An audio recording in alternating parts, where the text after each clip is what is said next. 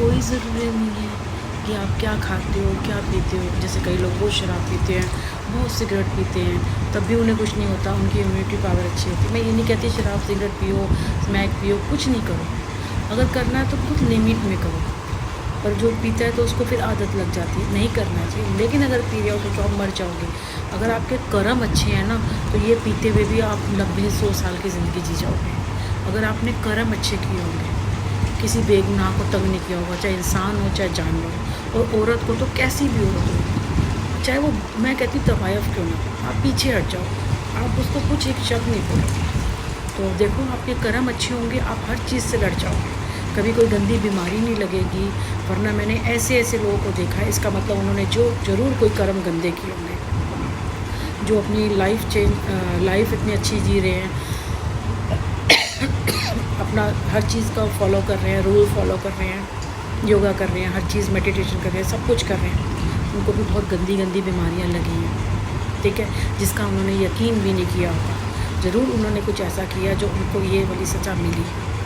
तो खैर, जो मैं कहना नहीं चाहती हूँ, मुझे क्योंकि पता भी नहीं है ना कौन क्या है क्या नहीं है, मुझे सच में कुछ नहीं पता क्या हो रहा है क्या नहीं हो रहा, मुझे सच में नहीं पता कौन क्या कर रहा है, किसने मेरा इम्तिहान ज़्यादा लिया है। अब सिंपल सी बात है, जैसे कोई मुझे इसी मकान को सेल करना चाहता है, मैं गिफ्ट करना चाहता है, ये मकान जो मेरे लिए कब्र है, मुझे 7 महीने कैसे निकाले हैं मैं जानती हूँ। मेरा तो इतना था कि मैं शौर्य और ये जो यहाँ का मालिक है ना, उससे बदला लेने के चक्कर में तो चली जाऊँगी। मैं तो यही था कि मैं जिस दिन मैं जाऊँगी ना, उस दिन के पास का 6 मकान है, 6 के 6 मकान खाली रहे, ना बिके और ना ही कभी किराए पे चढ़े। और जो दूसरा कोई बंदा है, वो मुझे यही मकान गिफ्ट में देने की कोशिश कर रहा है, और मेरे को कोशिश कर रहा है कि मैं इस कब्र में चलूँ। उसकी तो समझो एक तरह से एक बला निकलेगी, वो यहाँ पे फंस गया है, वो अपनी एक बला निकालेगा, समझ आई, कोड़ियों के भाव निकाल के बला निकालेगा यहाँ पे, और मुझे फंसा है।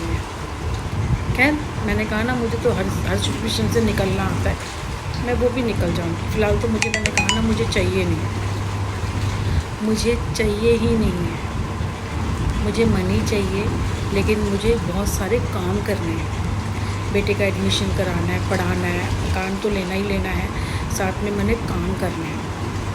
बेटा भी काम करेगा, मैं भी काम करूँगी, फिर हम चलेंगे अपनी ज़िंदगी। इस बारी मैं अपनी ज़िंदगी चाहती हूँ। जो लोग लगे पड़े हैं ना, किसी तरह हम इसका पैसा खा लें, या ये मिल जाएगी, शादी कर लेंगे, बच्चा हो जाएगा, मैं पैसों में खेलूँगा, मेरे पास गाड़ी होगी, मेरे पास पैसा होगा।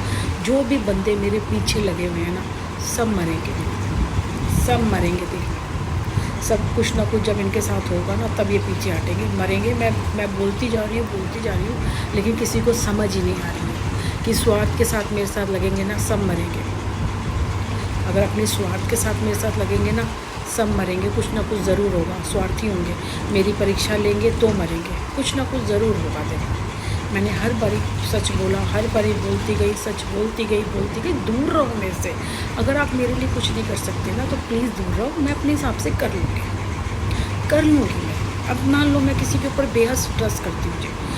एक होता है भक्त, एक होता है अंधभक्त।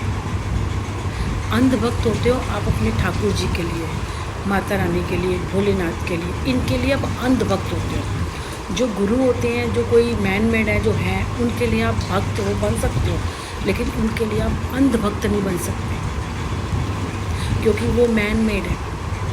वो एक इंसान है जो चाहते हैं कि उन्हें एक भगवान की तरह पूजा जाए। वो अपनी वो आपको इस तरह से कर रहे हैं कि हमें पूजो, हमें पूजो, हमें पूजो।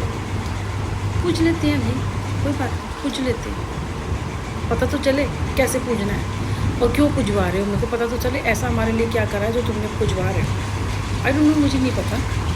मैंने ये हुआ कि क्यों ऐसा कर रहे हैं, क्योंकि वो गलत कर रहे हैं, वो गलत, क्योंकि वो मुझसे करवा रहे हैं, वो गलत कर रहे हैं। और मैं जानती हूँ कल क्या होने वाला है,